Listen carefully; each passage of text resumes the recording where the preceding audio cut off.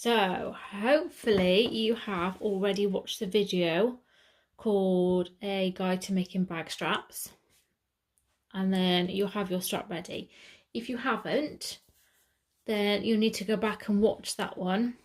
You will find it under the playlist for Daydreamer. It's also under the playlist of guides. It's 19 minutes long, but it tells you how to join together your pieces to make your strap. So when you've done that, come back and we can get going. So we need to put some hooks on our strap. We do this first, get it done, because none of us like making straps really. So we get it done out of the way. So if you're like me, I always have one end that's neater than the other. It just happens. So pick the one, I don't know. They're both okay. Makes a change. I'm gonna pick this one to be the one that goes around my slider. So this will be the one that's, I'll keep the neatest one for on show, and the other one will go around my slider. Now ordinarily, because I've got vinyl here and it is thick, these sliders I would use and they are perfect. They've got this angle to them which allows for the thicker vinyl. They're amazing, but I've run out. So I'm going to squeeze it in a regular one. What you need to do first off is, if I grab my ruler,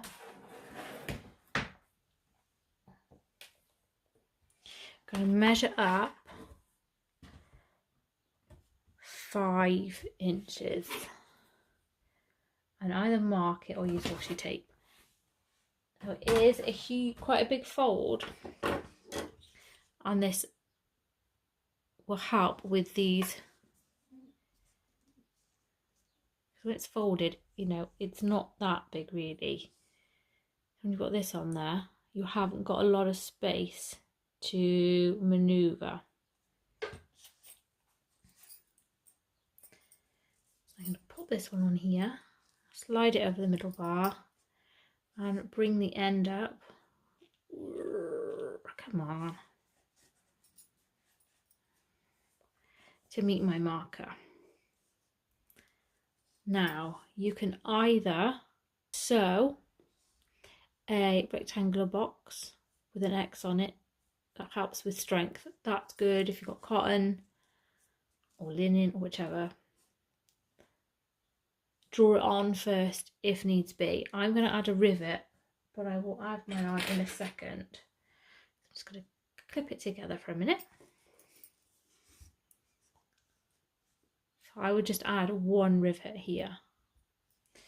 Then, this is a very long strap, because obviously it's got to do for the backpack as well. Whew. Find the end bit. Loop on one of your snap hooks.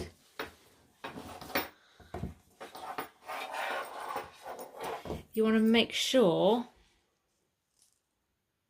that when you fold this in half like this, your end is enclosed. And what we're going to do is, I don't want to twist this up because it'll just make it awkward. Find the end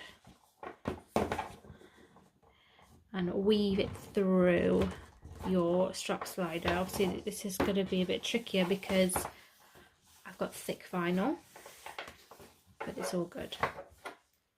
One side, shouldn't have let it go. Too busy talking.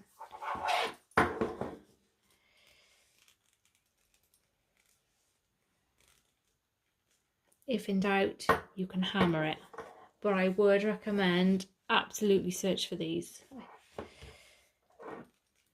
think it's called a wide mouth strap slider. I'm having a pickle right now. Okay, gosh, they're not normally that fiddly. There we go. So just check again that it looks like this. So your folded edge is in the middle. Then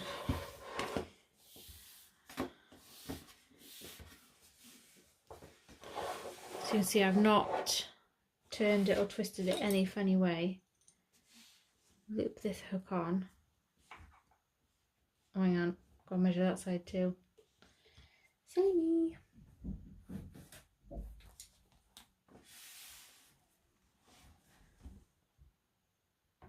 Five inches again.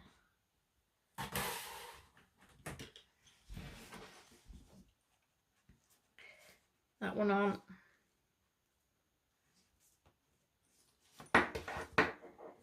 Up to the marker. I'm just going to clip it in place. And I just want to check that if I do this in kind of an shape, you will see that the fold is within and the fold is on the inside. And then all you do is you sew your second box or add another rivet. Both are perfectly fine. That is your strap. Done, diddly done. And we can set that aside and we can start with constructing the outer. So next up on our to-do list is all of the closures and connector tabs, because they're all done the same way, so we can get them all out the way together. Now I've pre-done, because there is a few, I've pre-done most of them. So what we need to do, I've got two different types. The cotton ones, and I've got this faux leather which I'm using for my closures. But I'll show you on the faux leather. So you're going to find your long centre line, and if you've got fabric you can fold it in half and press it, or measure and draw like I have. Then you're going to bring your raw edges to meet your line, which is what I've done on this one. I've brought them in and then I've given them a good seamy press to remove the first fold that we had, the centre line fold. But on this one, because obviously I can't press this material,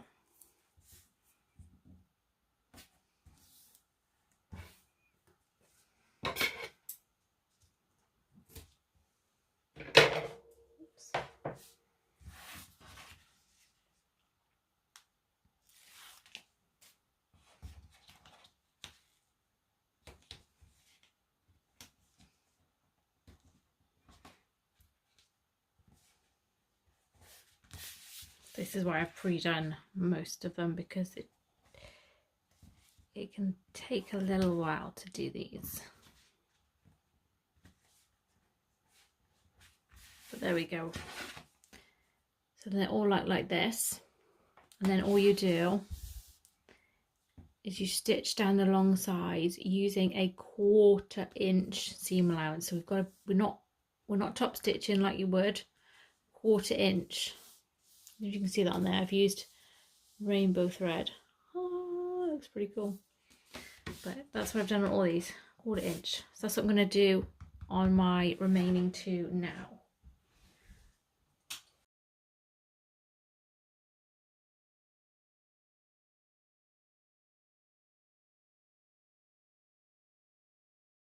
There we go. So it's pretty easy to group these up now. So I've got two short ones the same length, 4,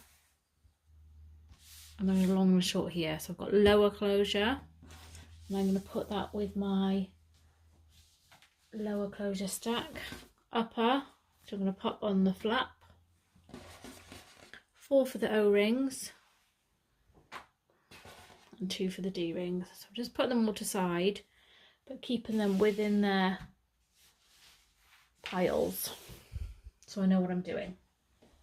Then we go into making our flap. So I've got my accent flap piece here, and I've got the foam piece that I've cut using the pattern piece, and it is slightly shorter just to try and keep some bulk out of the seam allowance. It's on the wrong side. I'm just going to match that up. Make sure there's a gap at the top.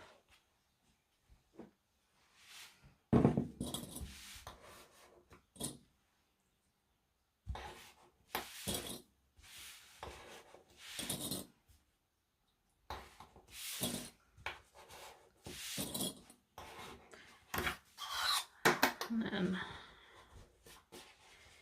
I'm going to baste stitch these together within the seam allowance. So don't worry if it's not tidy, because you won't see these stitches. But because it's shorter at the top, we're only going to do around in this like U shape. We're not going to sew baste across the top.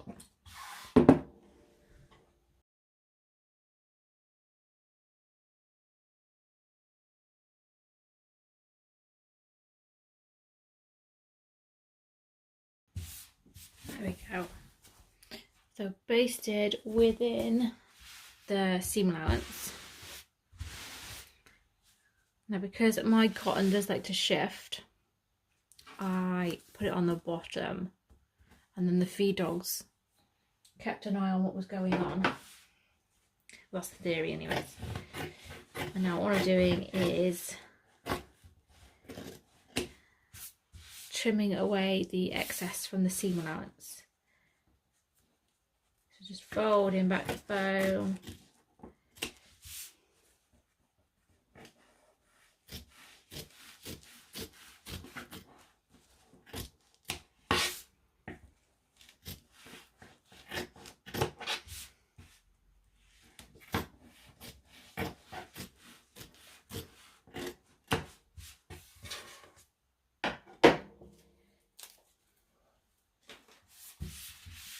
There we go.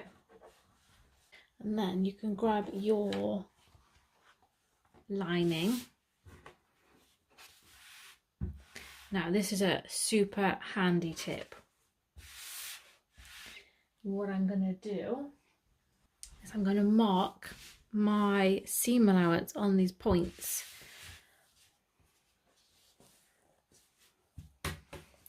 Which will help me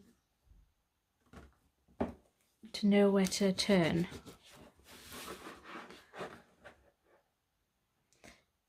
And get those nice crisp even points. Just placing my ruler at a seam allowance measurement in, and I'm only marking the points because that's all I need.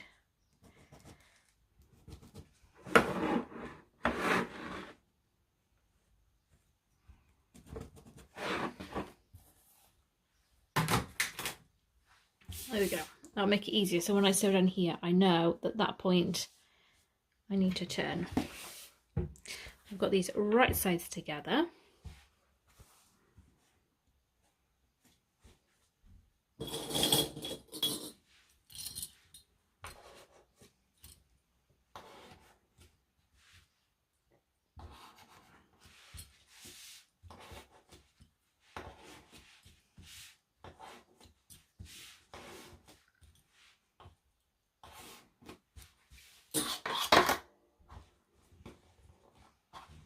I'm just smoothing it out because sometimes when you put the clips in, you can accidentally like bubble it. There we go. So I'm going to sew them together in the UE shape, not across the top because that's our turning gap. So regular seam allowance.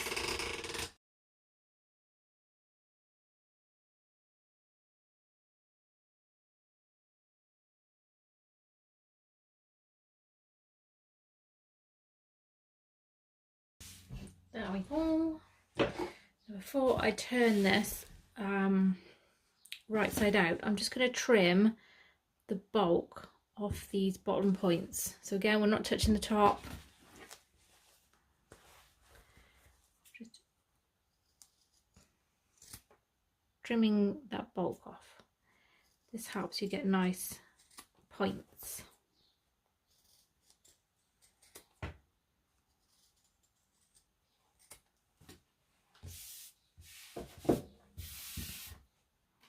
There we go. If you can see it better from that side. And then I'm going to turn this the right side out then.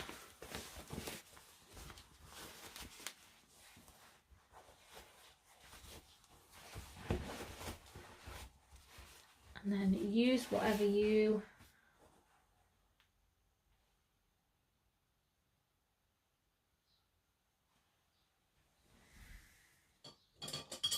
I have a pencil. I never use a sharp pencil because you can poke the fabric all the way through. I've just got just a pencil. See, careful using this on light fabric because I don't know how the pencil would mark it, but that's what I use. If you can, give it a nice good press. Otherwise, just try and smooth it out and then clip it to hold it before top stitching. So I'm just going to give mine a press. There we go. So I've given that a press, and now all I'm going to do, I'm just going to clip this shut so it doesn't move.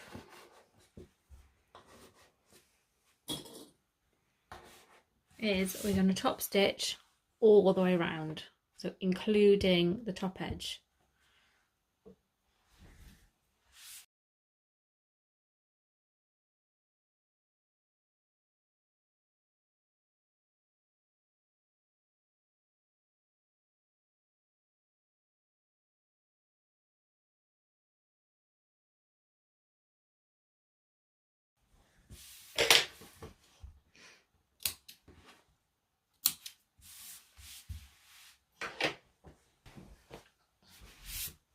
Right, so that is our flap done for the second, and we're going to take our upper closure piece. And if you remember, this was the shorter of the connectors made from outer fabric. And what we need to do is on the wrong side, so this is the side, you know, where you can see the raw edges, we're going to measure up 5 inches.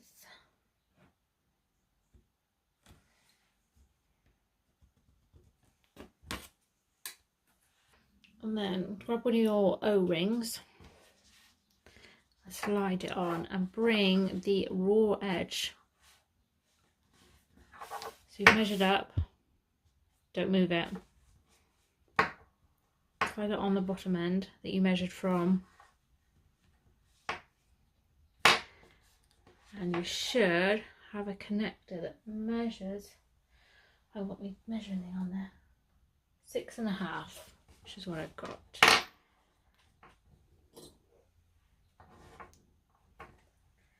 I'm just going to get a little square of double-sided tape to keep mine in place a minute.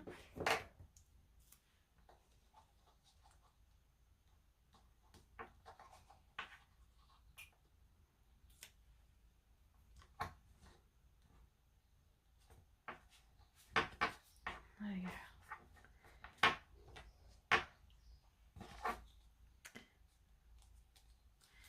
So we've got our upper connector now, and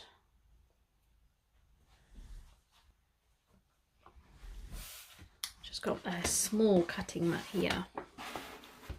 So we need to find the center, and the easiest way I do this is by laying it on the cutting mat.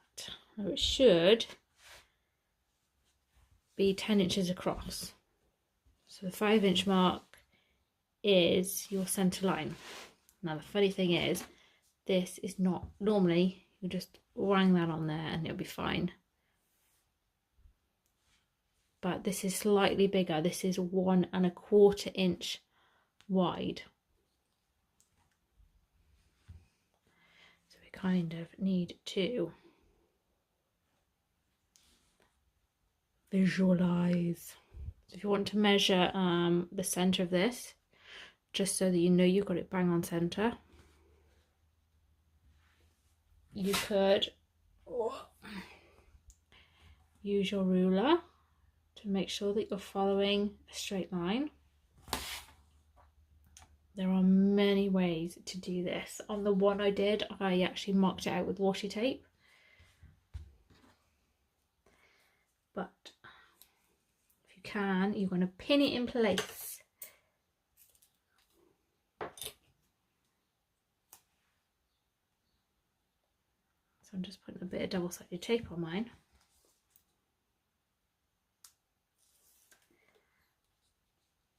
So it's center line. So halfway between would be a 1-inch strap, and then you need an extra 1/8 on the other side. If I put that up there, that might be easier.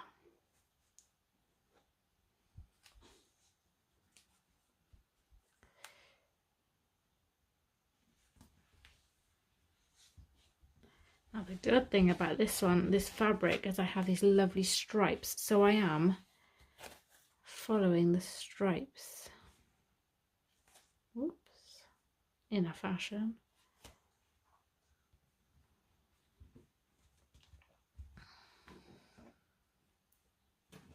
There we go. Does that look central to you? That looks good to me. So if you are pinning it, pin it, but just measure in. So you want to say that's X amount from that side. Is it the same on that side? Mine looks incredibly wonky, but it's all good. Just measure. Just take your time. Have a measure. I'll get rid of all these extra bits. Now we don't want to sew too close to this O-ring because of the fact it does curve. It comes into the connector further than you think. So I'm going to, you can use washi tape if you want, or mark it. Because I'm using a grey vinyl, I'm actually going to draw across mine because you won't see, well, I'll see it, but nobody else will. I shine it in the light, you can see where I've marked across. I would test your fabric pen first because there's nothing worse than marking it in a visible area, sewing, and then you can't get it off after. So if you want to mark down that way or mark up that way, whichever, to get this line. I'm going to top stitch down, across and back up again.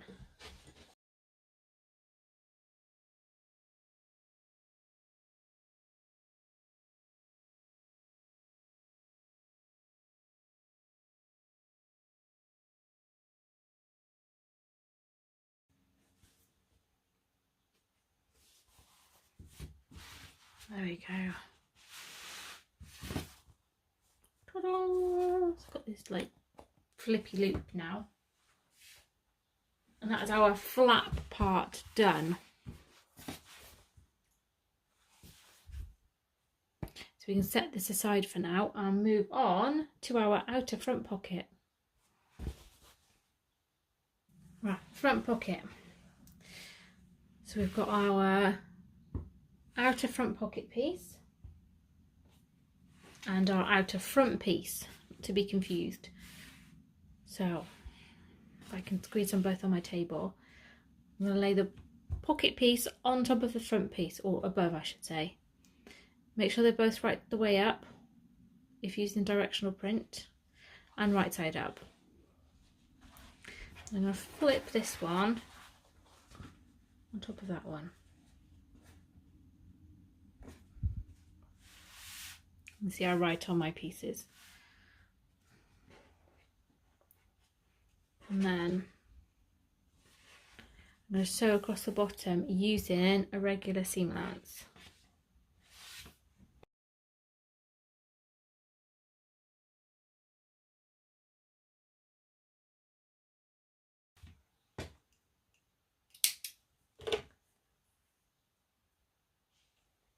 Right, so you're going to unfold them and refold them so that they are now right sides out, wrong sides together.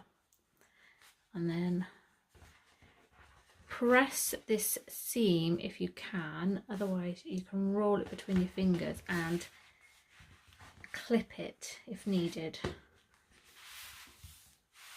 And then I'm going to top stitch all the way across this top edge.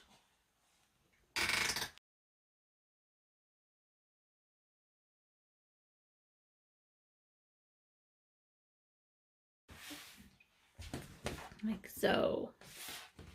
And then open it all out so it's nice and flat. Now from the short ends of this lining, I'm going to measure down about 1 3/8, which I haven't got the measurement on here, so I'm guessing is about there, and mark it within the seam allowance on the sides. Can I even see that? Just about.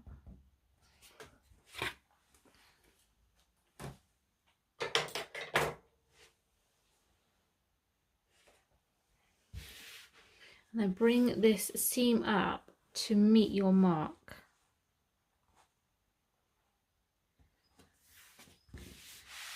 Like so.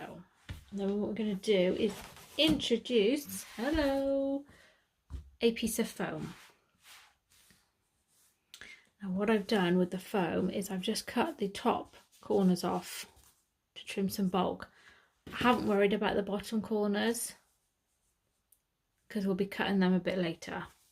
So just trim the top corners off, and I'm going to lay this on top of here.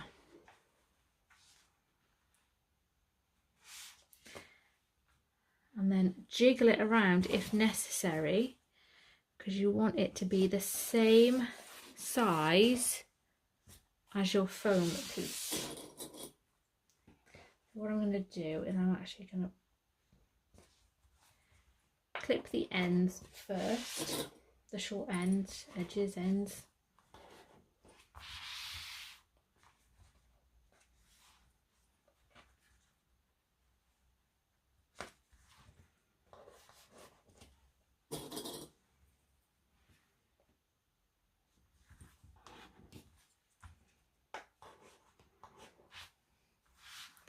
You're ending up with this like hammock type pocket.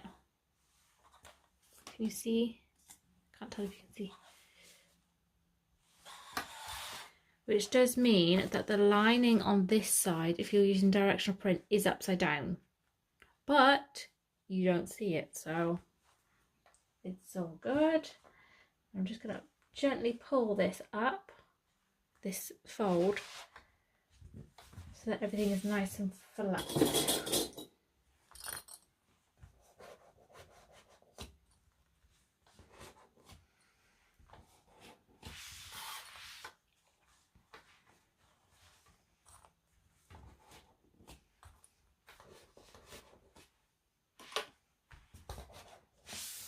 Like so. And then we can base stitch all the way around within the seam allowance.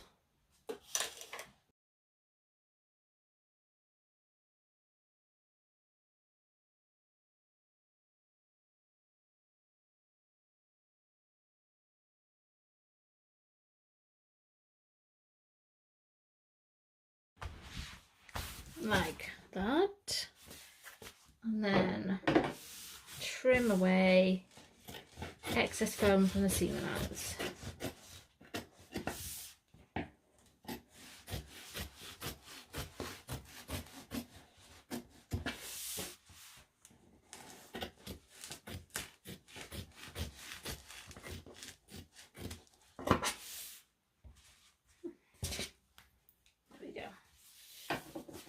Now it's done, we can make the lower closure. Right, so all kinds of crazy stuff happens now. Right, so I've got this wrong side up, so raw edges up. And I'm measuring 3.5 inches up.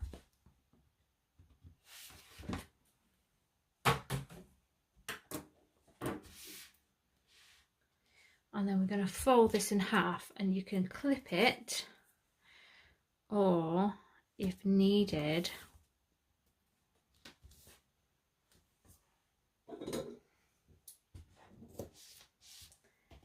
add a bit of double-sided tape. Now I need to go halfway up because it is folding over. And bring this side raw edge to meet your mark.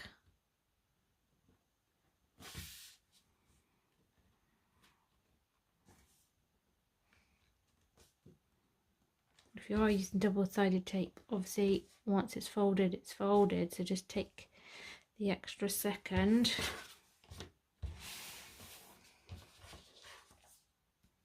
There we go. Now,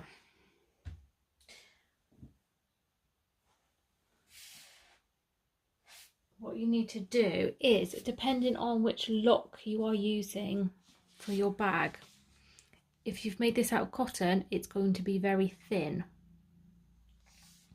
So in this fold, you will need to add bulk. Obviously, if you've used cotton, you wouldn't have used double-sided tape, so not to worry. But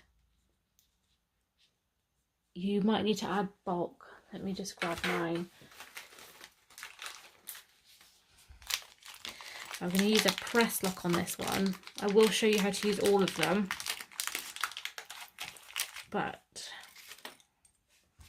And that fits quite nicely in there. So I don't need to add any bulk. But if you did, you can add a strip in there before we do the top stitching. So check it against your lock, whatever you're using. Make sure it's thick enough, because once it's sewn in, I know one of my testers then had to fold hers in half because it wasn't thick enough. So do what you need to do. It's all good. So, wrong side up again. I'm calling this the wrong side. This one is the one that's got our raw edge from the fold, and it's still got the raw edges facing up. This time we're going to do it from the right side. I'm going 5 inches up, which is there.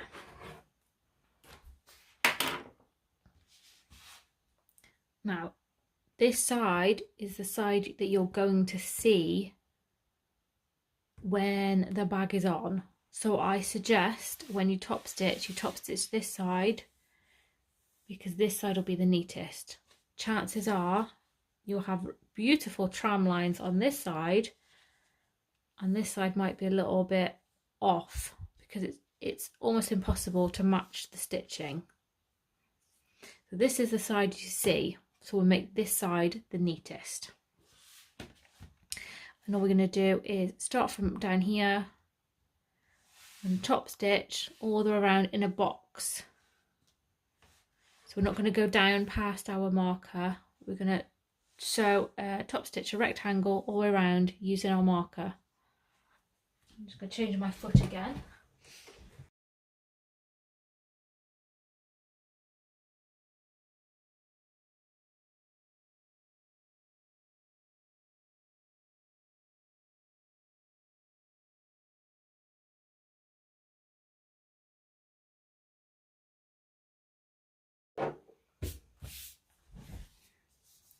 There we go. So it's hard to see actually with this rainbow thread, but I managed to get neat lines on this side, which is the side you will see. And then on this side, actually it's not too bad, but it went a bit off there. Not too bad. But this is the side you won't see. So it's all good. All good. Anyways. We're going to grab our front panel and I'm going to grab my cutting mat again.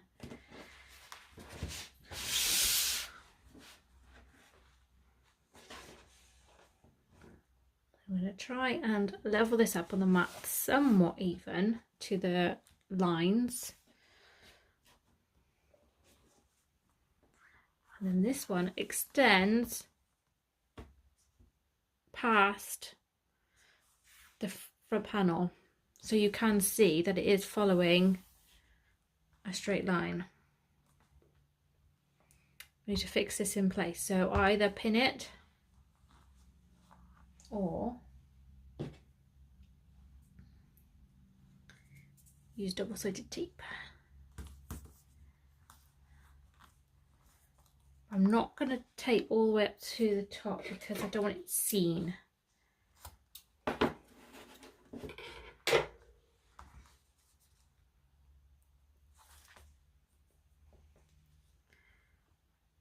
I'm actually using the raw edges is like the center line, and I'm matching it up with this line on my cutting mat. I'm just checking that that goes in a nice straight up there, and it does. Now, so it says mark up 4 3/4 inches or mark down 1/4 inch from your stitching. It's completely up to you. Works out the same. 4 3/4, which is there.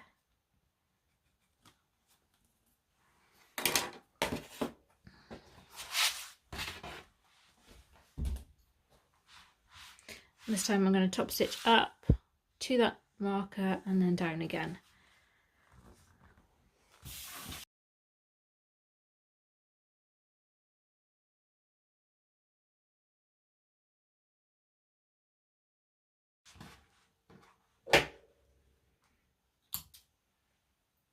There we go. And that is our front panel done. So we've got our little hammock pocket. We've got a lower closure on. I'm not adding any of the locks on yet because the bag is a squeeze to turn, and I don't want anything to get dinged up. So that's that done for now, and we shall set that one aside and go on to the back. So with the back, I have taken my remaining foam body piece and I've got my lower back here. So right side up on the foam. I've matched it all the way to the bottom of the foam, which leaves this gap at the top. If I put my hand there, you can see it. And then as we did with the front, I've trimmed off the foam from the top corners, but don't worry about the foam from the bottom corners. We don't worry about that right now. So trim off the foam from both top corners and basted that in place. So I'll just put that over there for a second. And I'm going to get my connectors. I've got 2 rings there. So these are the 4 that are of the same size, of the longer connectors that were with the accent fabric.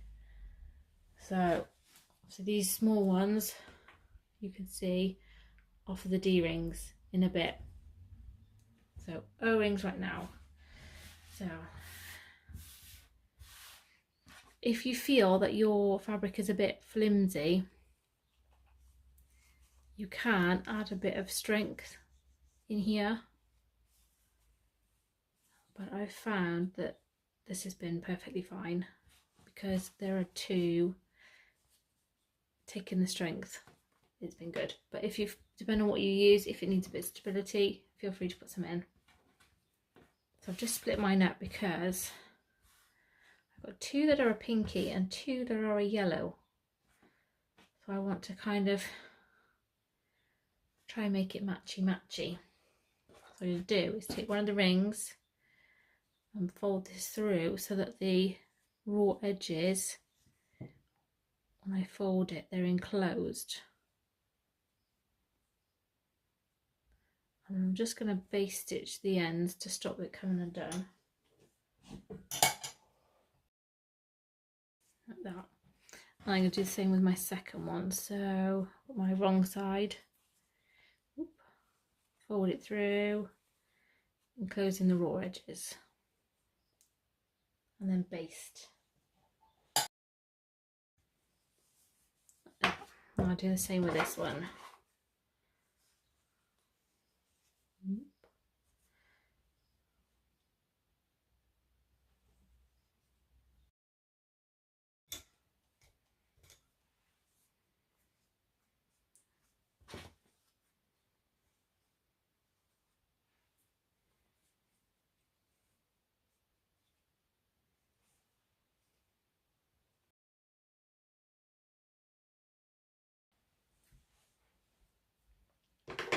There we go, so I've got 2 that are the same.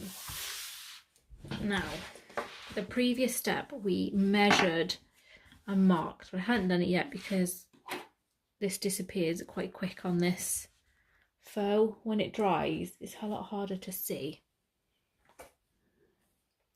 What I'm going to do is I'm going to find the centre of the top of the vinyl, which is, just checking, there.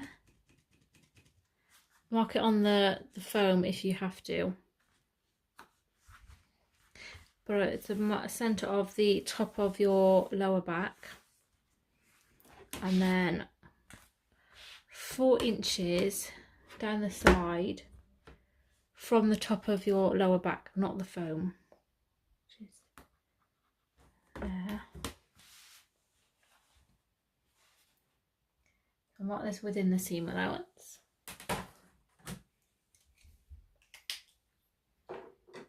Get my pins. I'm going to lay these.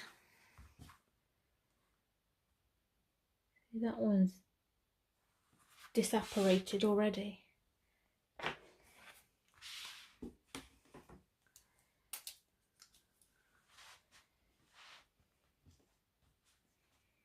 To mark that on the foam underneath.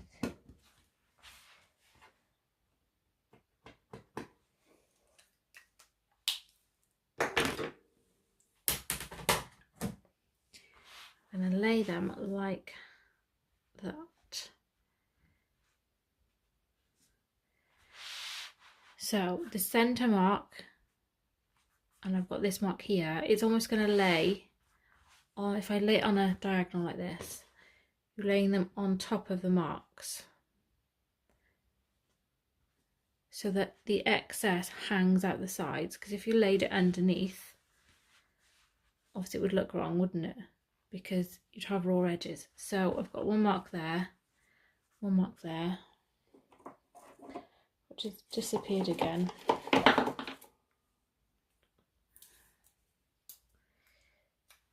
Right.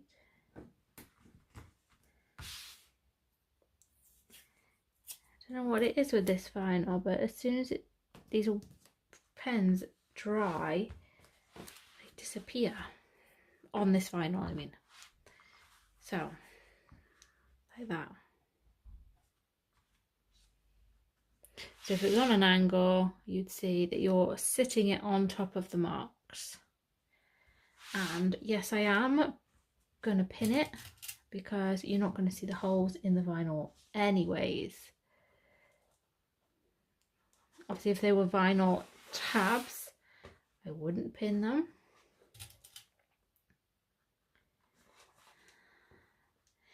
Because I want this to be lovely and straight. We want it to be nice and straight.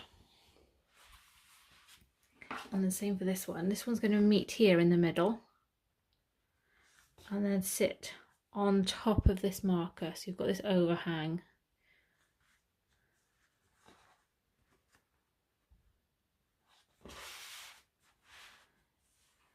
Make sure that it's straight.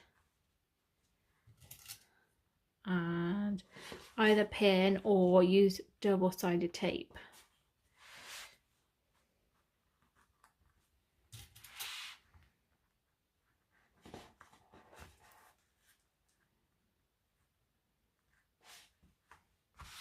Like that.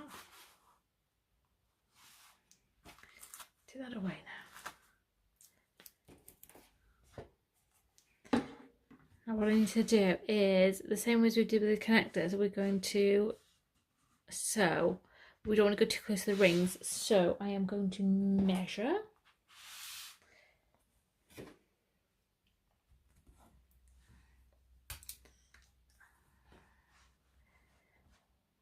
And mark where 1 inch in from all the folds. Oh, what am I doing there?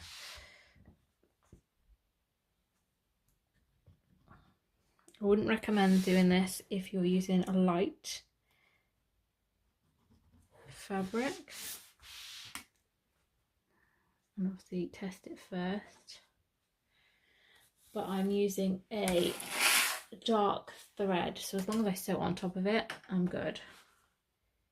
If you find this moving, just shift it to where it needs to be. So starting with this one, I'm going to top stitch, go across the marker and down, top stitch, across the marker and down. Use a regular stitch length, but top stitch it.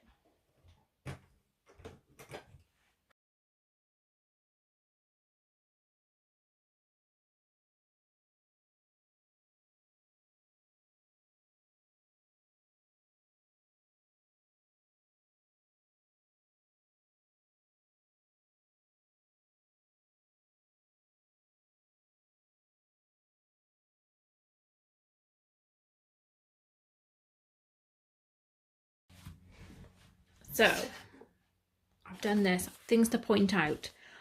Because this is structural and offers support, I have back stitched at the start and the end. I've also not sewn up past here because I need to trim this off. Now, if you want to add rivets for extra support, do it after we put the top piece on, because otherwise they might get in the way of your foot. That's that. So once they're in, I'm going to trim off the sides.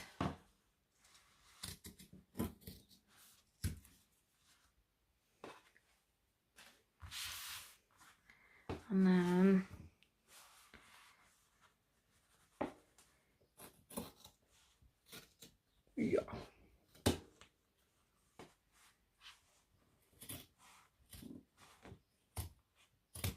trim off the top. No, trimming off the top because when we sew the seam to attach it all together, your seam's going to come down to here, and then you've got another row of top stitching around the top of the bag, so you don't want all this extra bulk in there.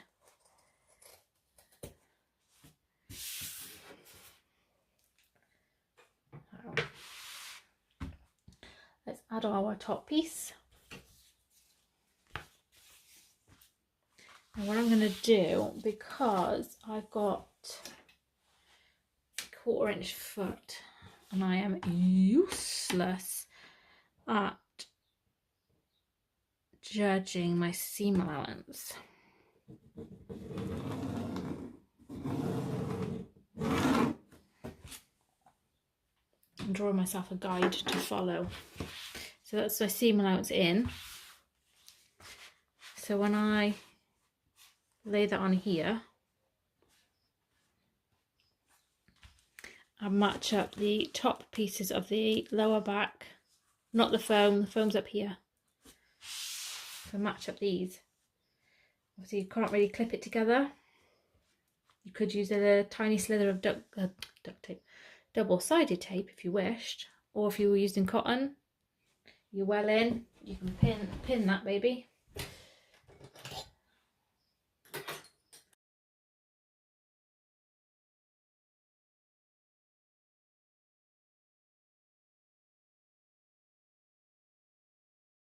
Show you this a sec, because of how close that was to the ring. If you have you can get the real wide walking feet or just a wide standard foot, you might find that a bit tricky because you can kind of push the ring out of the way, but not really. You may need to use a zipper foot if you haven't got a narrow foot for that row. But just do what you can, otherwise you can kind of squidge that out of the way. So once that's sewn in, flip it up and top stitch.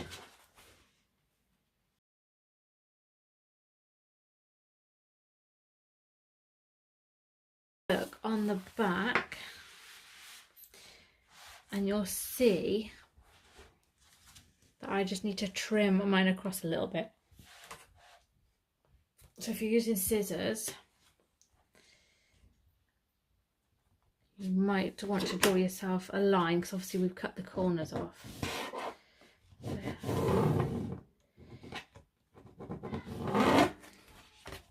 So you can see the excess that needs to trim off, because the foam was obviously the right size.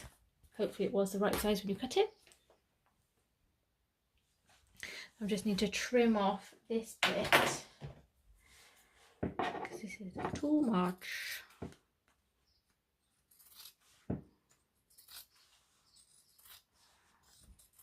It's just a little bit of leeway in case there's any funny business.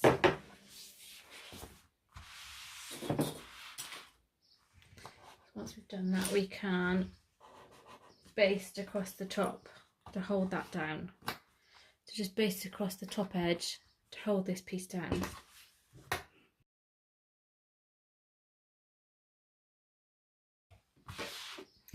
Now that bit's done, we can do our D-rings.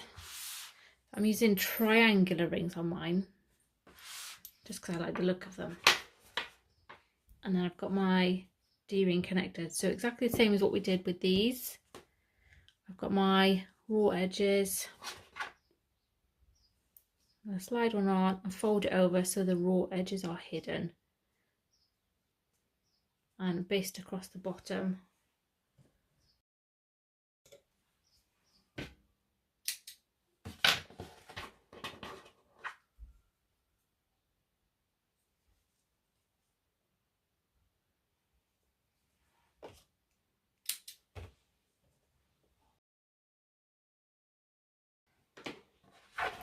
There we go, so I've got two to go on here. Now, they need to go, I've got the bottom edge 1 inch in. So there.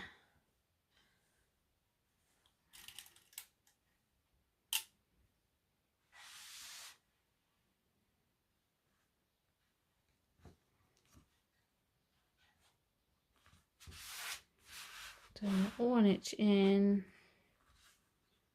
is there.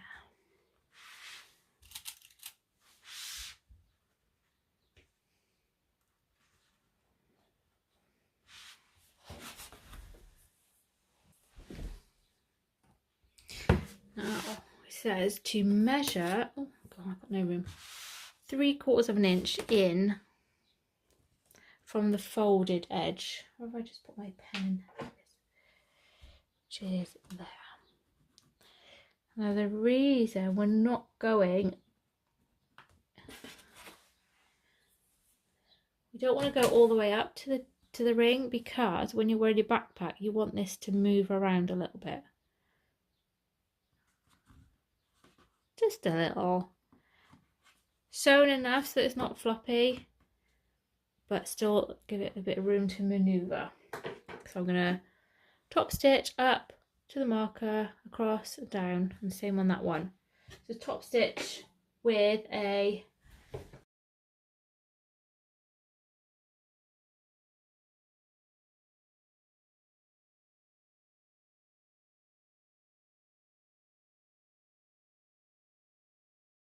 there we go. So that's these in. With the rivets, you can put these ones in now if you want. I would recommend leaving these rivets until you've sewn the gusset on.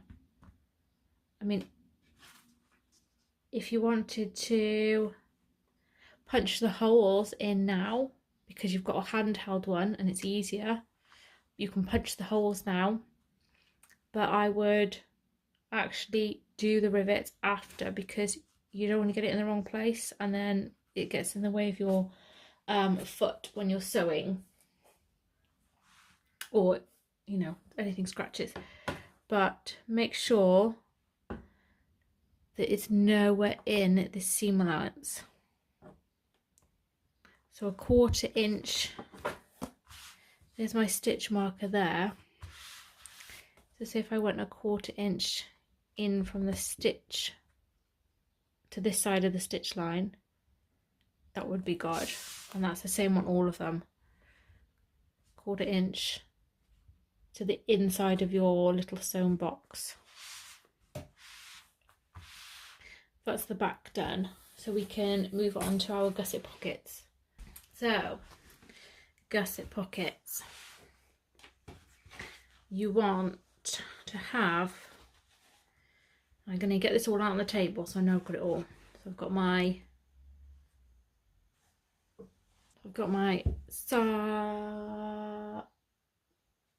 accent, just trying to make sure I've got the right names here.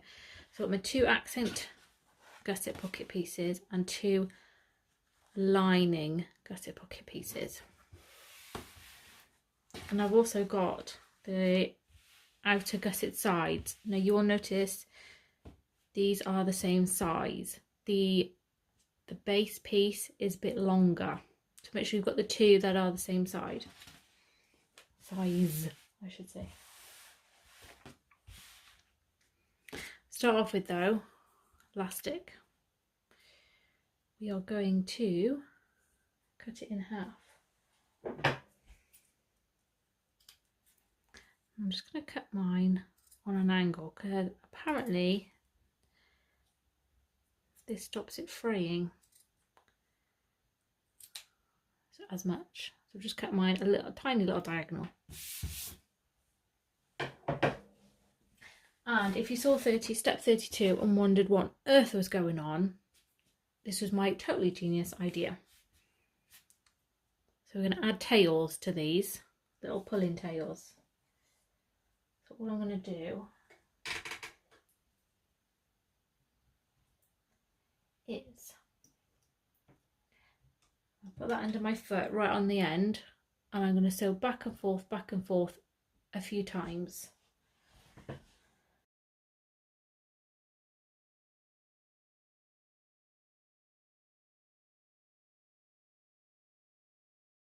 This is the important part. I'm stretching out a long tail of thread.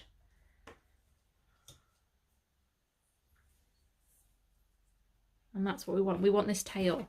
And give it a pull.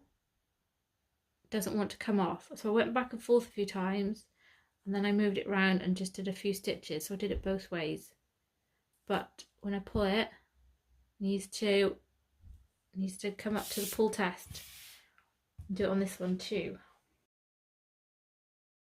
So a nice long tail. There we go. Give it a pull. Fab. So you've got your elastic and you've got your tails.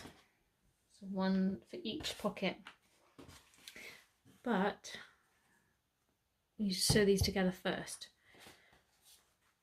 So lay them together. So on that side so you can see. And make sure that if you're using directional print that they are both the right way up. and it is longer than it is tall. So I don't know if that comes across on the camera, but sorry, it's wider than it is tall. And then I'm going to sew them across together across the top, but using a 1/2 inch seam allowance. Now there is a reason for this. All shall become clear.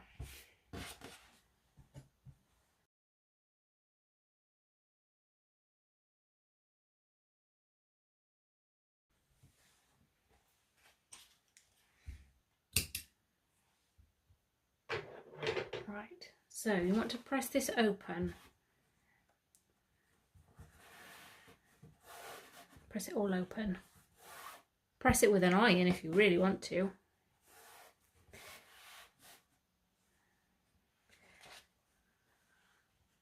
And then refold it and press it again, just so you've got this nice edge before we do the next step. So I'm just going to press mine a second.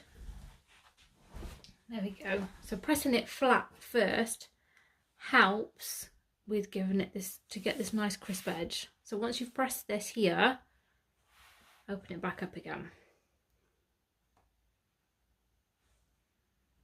Ooh. In this seam we are going to lay one of our elastic pieces. So you want about 1/4 inch sticking at this one side, and that's the reason we had the larger 1/2 inch seam allowance, is that we can poke this in here. Make sure your tail is sticking out, so that when we refold this, we've already pressed it, so we've got this nice crisp edge, and that seam allowance squishes it all in, like kind of hugs it in, and you can feel to make sure that nothing has come out. But if you want to, just make sure. So I'm going to do 2 things now. We need to sew across the top using a 3/4 inch seam allowance. So a nice big seam allowance to make this tunnel for the pleats, for the elastic, you know what I mean. But I'm also going to sew down this edge to secure the elastic, because I don't want this side to go anywhere. So whichever you do first is up to you. So I'm going to sew across here and then 3/4. So I might baste mine first.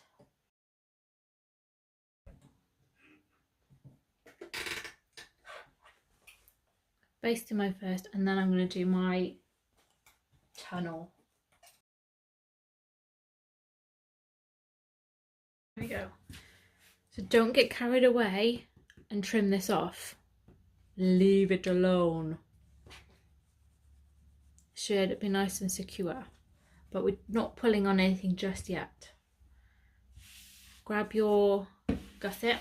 If it has a direction, make sure it's the right way up.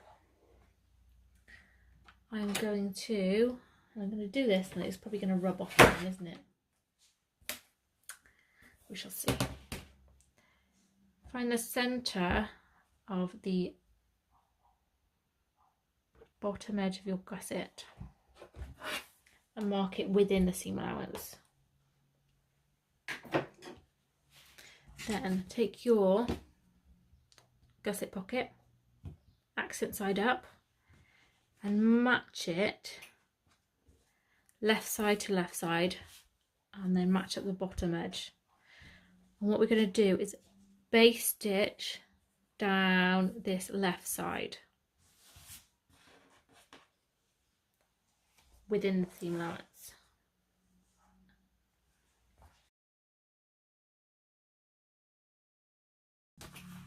There we go. Whoops. The next thing I'm going to do is flip this over slightly, so you end up with this tunnel shape, and then we are able to match up the right sides together.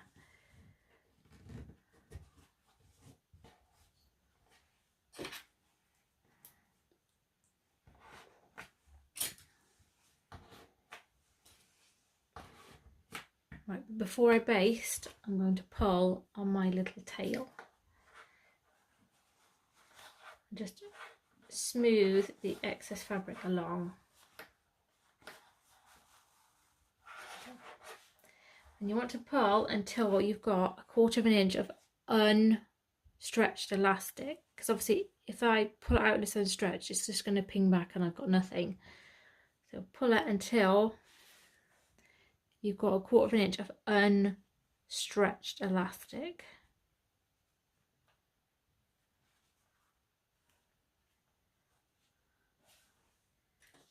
Clip that. If you find this easier to do first, by all means stretch the elastic, but sometimes obviously everything wants to wrinkle now, so I find it easier to clip it to the piece and then do the string, but do whatever works for you. I'm going to baste down the side and then add a second row of basting stitches over the elastic.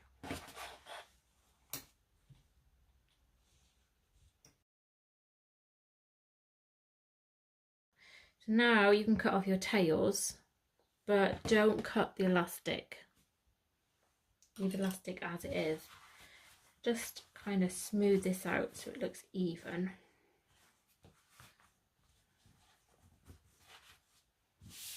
And then locate the center mark in the bottom of your side piece. Bring your fabric together at this mark, so it looks like that, and then press it down flat. If it's not perfect, don't panic, because it is a pleated elasticated pocket.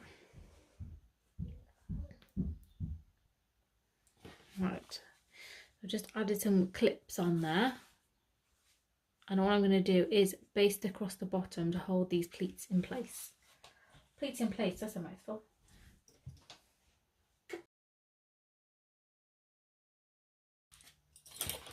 There we go.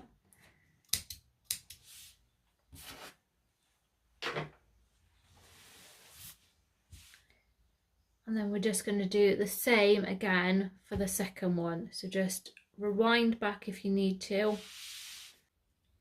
Right, and then you'll end up with 2 elasticated pockets.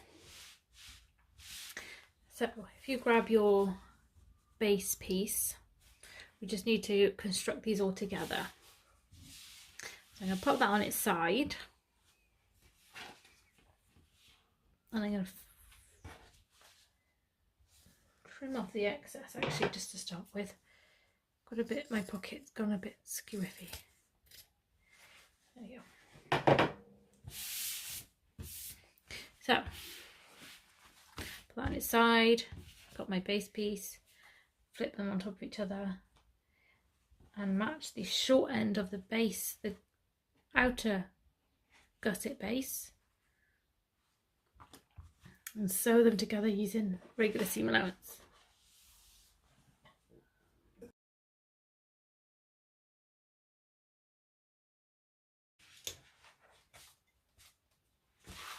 There we go.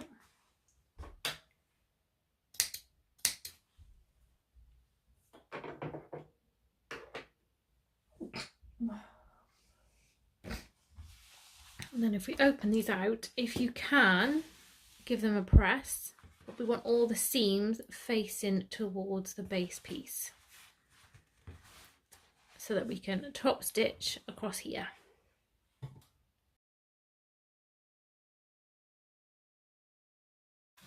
There we go. Now we're going to do the same to the other side. I'm just going to, these 2 ends go together. I'm going to do it this way this time, but it's still the bottom of the pocket that attaches to the base piece.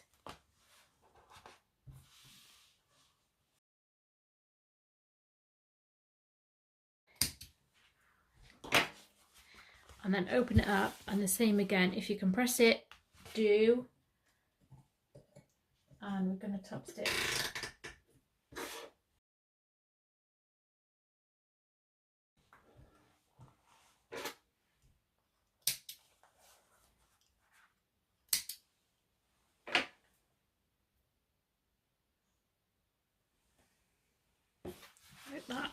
So you've got one long gusset piece with the elastics at the top ends, at the ends. So I'm just going to put that there for a second because I will need it. Now the next part, grab your foam. We're going to make one long foam piece, or you might already have one long foam piece, but this is longer than a roll of foam. So rather than you having to buy a huge piece of foam, it might be easier for you to buy a smaller piece and just cut it, which is what I've done. So I'm going to butt them up end to end in a fashion on the table. And then I've got my base stabilizer here. Now this is just Decaville heavy because you don't need anything crazy thickness. I've just given a little bit of support. If you want to use plastic canvas or anything like that, that is absolutely fine. But I have already got the centre of my gusset because I've got the two pieces of my gusset foam. If you've got one long piece, you need to measure and mark the centre. And then what we're going to do is lay this on here, match up your, well, mark the centre of the stabiliser. I should have said that really. Mark the centre of the long sides of the stabiliser. That would be helpful. Then you can match these up and match up the centre lines together. Just try and work it so that there is equal distance either side.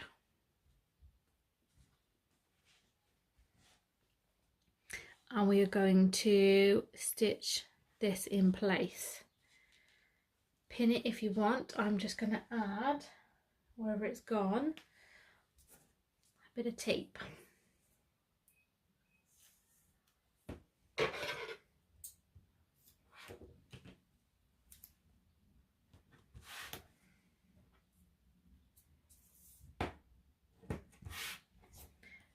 Just so nothing shimmies about when it's not supposed to.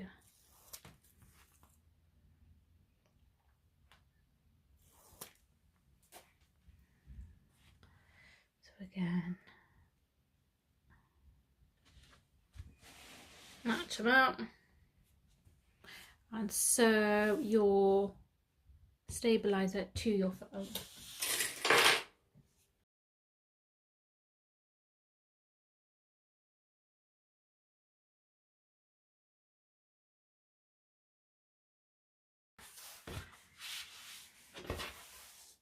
So mine separated a smidge as it all smushed, if you understand what I'm saying. But that amount of moving isn't anything to worry about. I'm just going to move my machine over a second. Right, first things first, removing bulk ends of the foam, just cutting off the corners, just a chunk. For reference, mine is about the size of my thumb.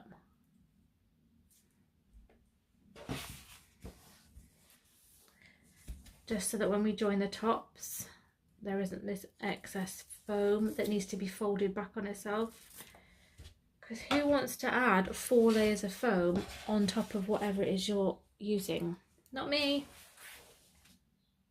So I've got my base here. What I'm going to do is flip it over, especially if you're using plastic canvas or if you've got a base that's got a real hard edge. You don't want it rubbing through your vinyl or cotton, especially if your outer is quite thin. So I've got the base facing down and I'm going to place this on top here. In theory, it should be the same size. So all we need to do is clip around the outside and base stitch them together within the seam allowance. Now this is quite a large panel, so it might take me a minute. So what I'll do is I'll cut and then I'll come back once it's done. So I've basted it in place and I've trimmed off the foam, excess foam from the seam allowance. If you find that you have used plastic canvas and these corners are spiky, duct tape is your friend. So duct tape, try not to go in where the seam allowance might be. You could trim anything off that looks a bit, obviously not with these, it's like cutting with spoons. You know, anything feels spiky, just trim it down, tape over it.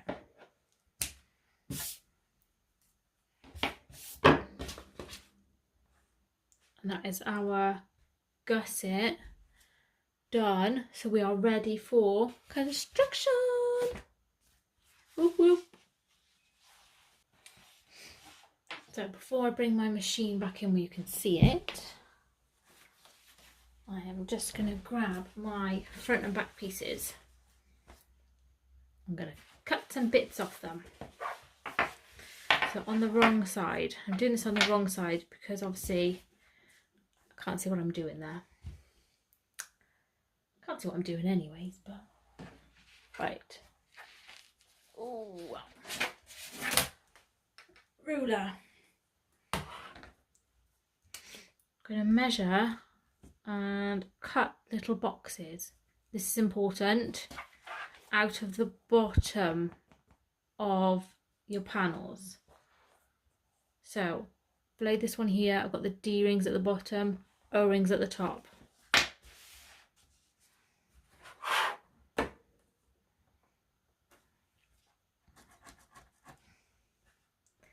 And I'm just, oh, went a bit far there.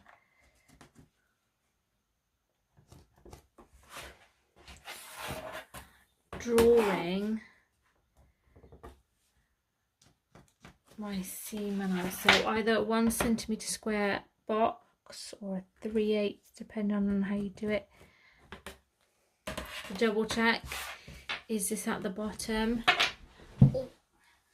Let's get some sharp scissors for this one. And cut in a box. It is just a small seam allowance box. Now in my other patterns, what I've done is we've drawn lines and we've sewn from line to line. And then it occurred to me, why don't we just cut these bits off and that will make it so much easier.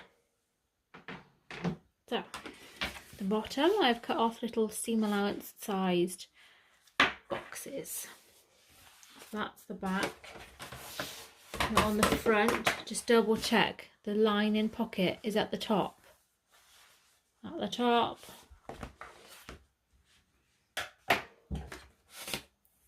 So again,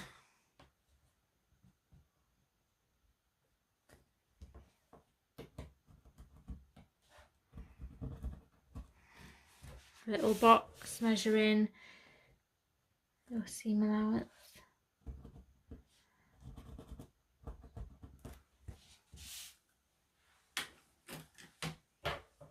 Double check it's at the bottom.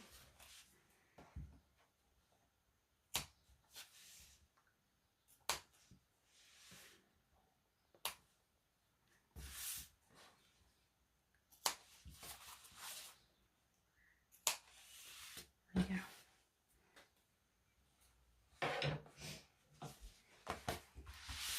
So we've got a back and a front. I'm going to use the back for now. So I have put in these rivets up here, and I put a discreet little rivet over where I made my oopsie. Only you and I know.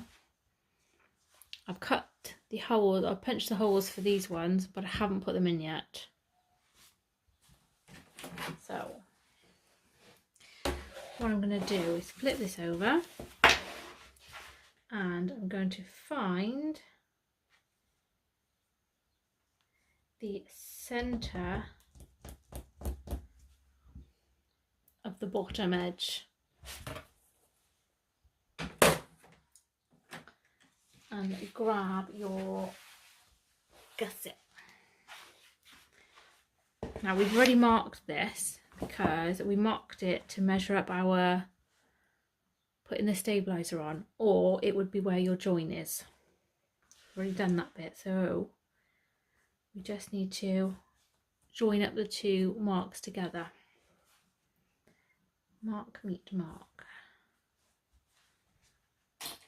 I am going to clip this time. I know I never clip anything, but I am going to.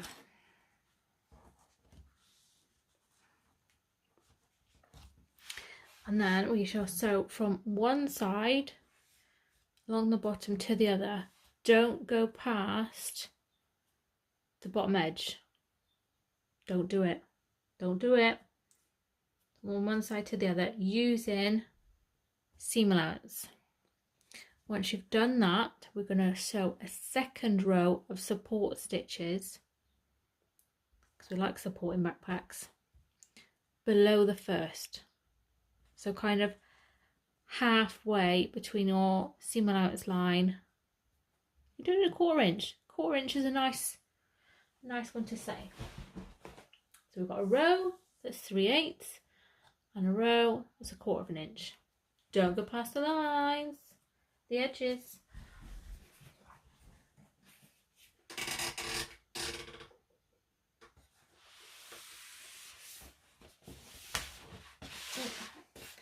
Bring Sally back in so you can see her.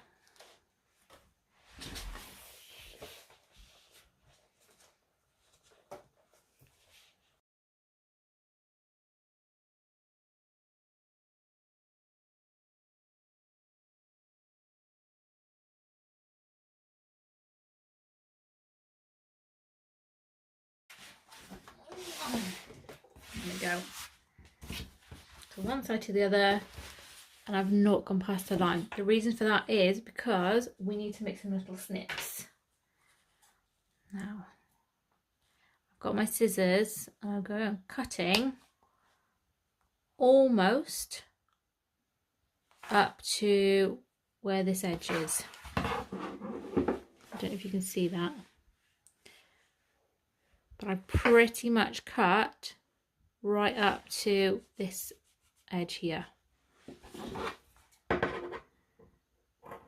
which is why we didn't want to sew past, otherwise we're cutting into our stitches. So flip this over.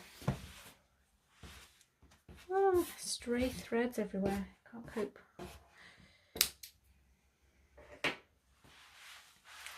Then one side goes all the way to the top and match it up.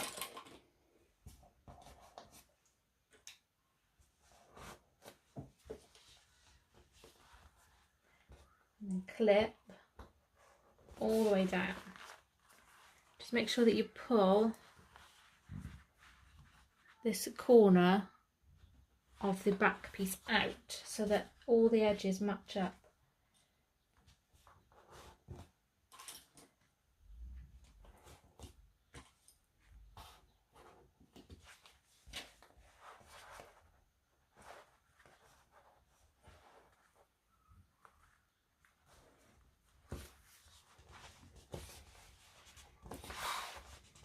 And hopefully they are the same size. I'll do the same on this side. They'll match up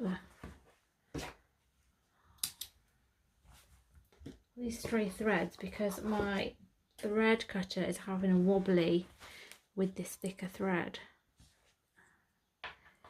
I'm so used to using it, I don't cut my threads anymore.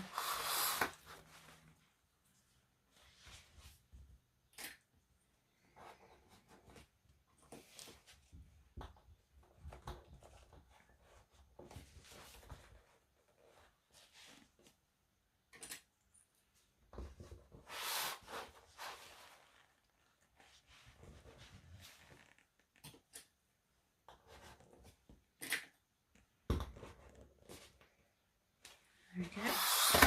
It's something that looks like that. And then I'm going to start from the top and I'm going to sew all the way down and then I'm going to flip that over and start from the top and sew all the way down. You don't need to do it, but that's how I'm going to do mine, because everything shifts, well, everything just shifts anyway, but that's how I'm going to do mine.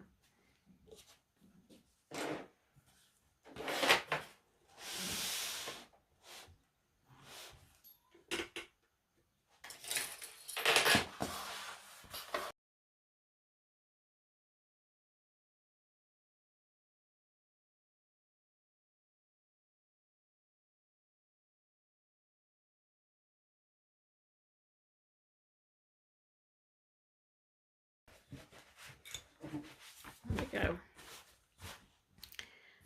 Now, if you're worried about these corner bits fraying, what you can do, we need to trim these up anyways. I'm just literally cutting only a little bit of excess off.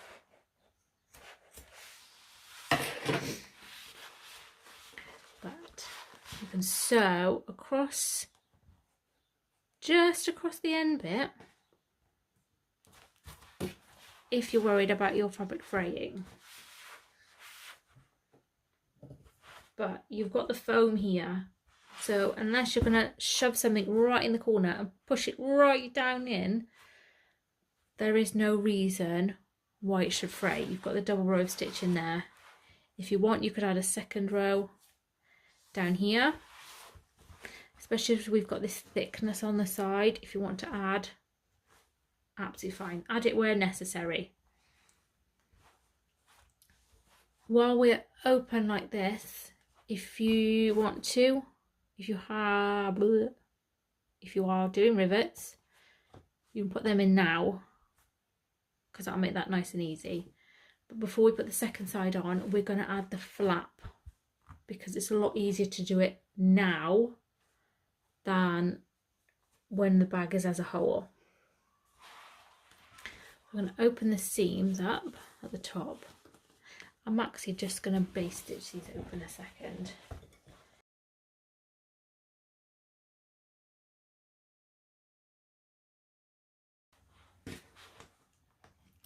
The less things to fiddle about with, the better.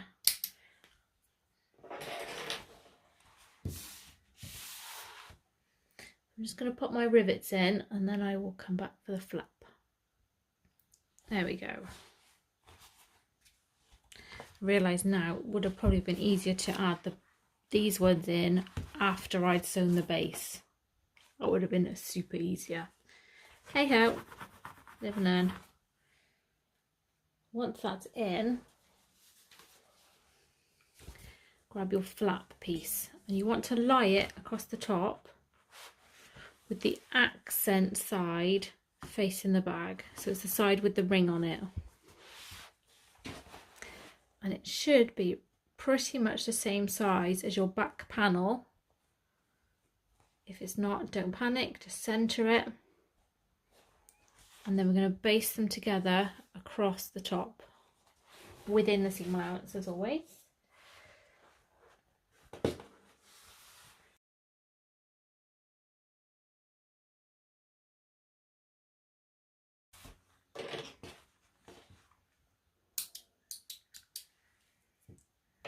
There we go. Rogue threads. I always cut off the rogue threads because once you've sewn the bag together, there's nothing worse than having little threads poking out of seams. There we go. So your flap is sewn in, like so. And then we can go on and add in our front panel. So I'm doing the same again on the bottom edge. Oh, let me move that a sec. On the bottom edge where we've got our little cutouts, I am going to find the centre.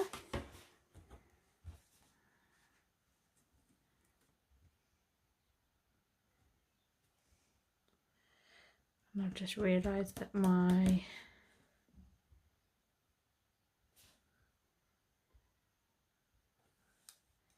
lower closure is squiffy.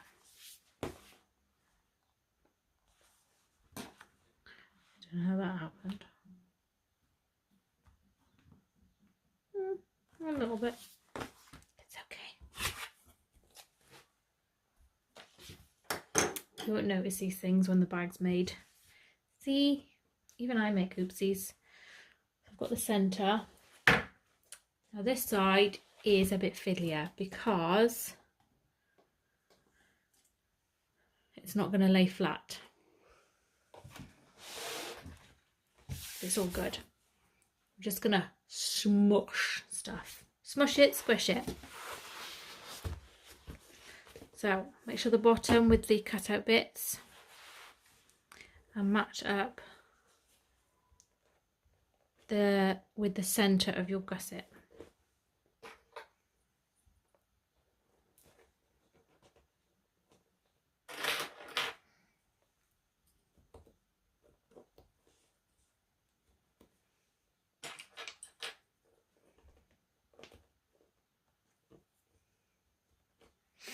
Like that. I sew this whichever way, but you can kind of fold it a little bit or roll it. But again, you're only sewing from one side to the other. Don't go past where we cut out. Don't do it. So one row at 3/8 and then one row of support stitches at around about 1/4 inch.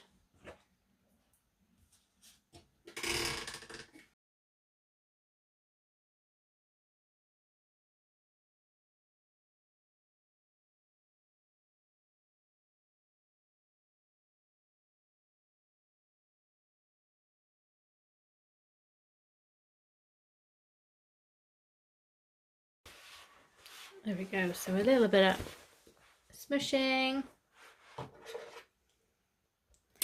What I've just come to realise is that I had the Deckerville Heavy is fusible and I've left it the fusible side facing out. Didn't really think about it too much, and it was super grippy on my machine. It was hard to actually feed it through, like crazy grippy. So I shall remember that for future, to put glue side to the foam. But I digress. Snipping again. Snip up towards the top of your little box.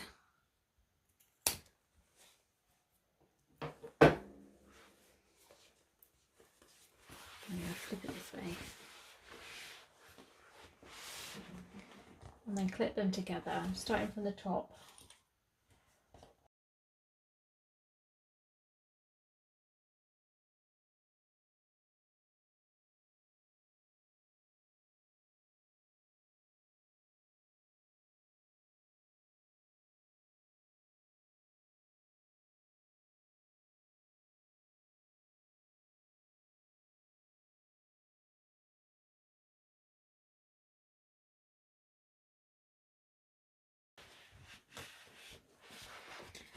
And then again, I'm just going to trim off a bit of the corners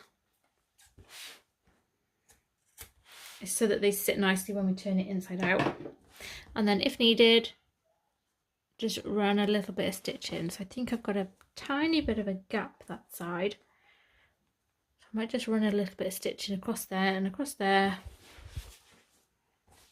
And then that is our outer done. So well done. Quite a slog. But that's our outer done. So join me over in part 2, video 2. And we will do the lining and all the final construction. So have a look. Any thick areas, just run a row of support stitches if needed. Add a little bit to the corners. So what I'm going to do is squish it. That's all I've done, is I've just added a little diagonal row of stitches. But feel free But that is that done. So I'll meet you over in video 2.